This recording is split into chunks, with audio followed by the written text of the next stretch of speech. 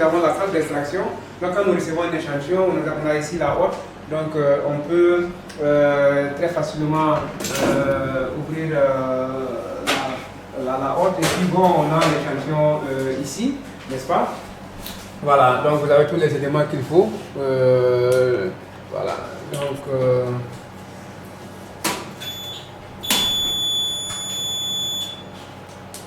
voilà, donc là, elles sont en train de faire l'extraction avec un kit Thiagen. Donc il s'agit de faire quoi? Il s'agit d'abord d'éclater les cellules, n'est-ce pas?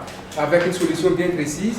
Et donc une fois que les cellules sont éclatées, on va faire des lavages, les débris vont être jetés. Et puis après, on a l'ADN pur qui va être récolté quelque part. Donc quand ça sera récolté à la fin, nous allons maintenant conserver cet ADN-là qui va être utilisé maintenant pour la suite des activités.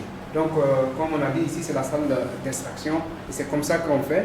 Et donc vous avez ici un kit, comme on a dit, ce kit-là qu'on utilise pour le moment. Voilà, donc ça c'est manuel. Ça, on le fait manuellement. Sinon, nous avons aussi des extracteurs automatiques. Voilà, on peut le faire avec une extraction automatique. On le met ici et l'ADN va être extrait et puis nous récupérons. Voilà, donc on a toutes ces possibilités-là en fonction de la cadence des activités. Comme je dis, pendant le Covid, on recevait pas mal d'échantillons et donc il fallait le faire avec cette cadence-là pour répondre aux besoins du ministère de la Santé. Une fois qu'on a fini l'extraction, c'est des salles qui doivent être séparées pour éviter les contaminations. Parce que vous êtes en train d'étudier un matériel qui est très précieux, qui est l'ADN.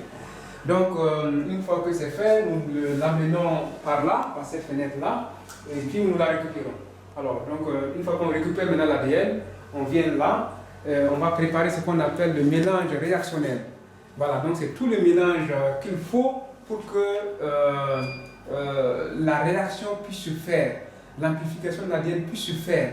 Donc, on va tout mélanger les éléments ici et on va ajouter notre ADN qu'on a récupéré de l'autre côté dans ce mélange réactionnel-là qui va permettre à ce que l'ADN soit dans des conditions comme s'il était dans l'être vivant pour pouvoir s'amplifier comme d'habitude. Donc, une fois que cette étape est finie, on va passer par cette fenêtre-là. Et on donne l'échantillon au niveau de la salle d'amplification. Et on va passer par le thermocycleur. Et après avoir passé par le thermocycleur, il va être amplifié. Et nous passons, si c'est une étape complémentaire qu'on va ajouter comme le séquençage, on va l'ajouter par rapport au séquençage qu'on vous a montré. Comme vous l'avez vu, on a préparé tous les échantillons et tout. Quand on veut voir l'expression d'un gène, en tout cas on veut amplifier un gène, alors donc c'est ce qu'on fait et puis on met dans cet appareil-là, dans les puits dont vous avez vu avec ce que j'ai mis. Et donc après, il y aura une amplification de ce gène-là en nombre de quantités qu'on voudrait et combien qui se trouve dans l'échantillon. Et donc là, vous avez des courbes qui vont se montrer par rapport à ça.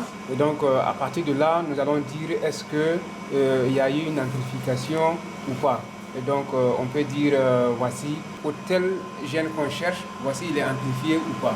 Voilà, pour par exemple la détection des virus. Pour ça, nous avons fait, par exemple, ici, le diagnostic de Covid-19. C'est avec ce même procédé-là que nous avons eu à faire ces diagnostics-là. Comme on a dit, ça permet de faire pas mal justement d'examens, que ce soit pour les maladies génétiques, que ce soit pour les maladies infectieuses et autres. Donc, voici un peu ce qu'on peut dire par rapport à cet appareil. Une fois que ça, c'est l'amplification même du gène. On peut maintenant essayer de voir la séquence maintenant du gène. Donc une fois que nous avons amplifié ici, nous allons partir de l'autre côté où on pourra essayer de voir ici, c'est ce qu'on appelle un séquenceur. Voilà, un séquenceur de nouvelle génération. Voilà, et donc il peut séquencer beaucoup de parties du génome. Et donc on a ici ce qu'on appelle le KIF qui permet de préparer tout l'échantillon qu'on voudrait, n'est-ce pas?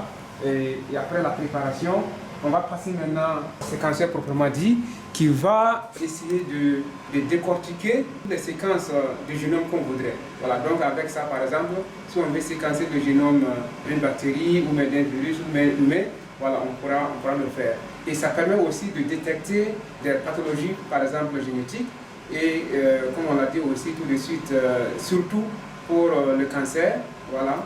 Donc ça permet de pouvoir détecter tout ce qui est mutation au niveau des patients pour non seulement faire la prévention et aussi adapter le traitement du patient par rapport à ce qu'on aurait trouvé dans son génome.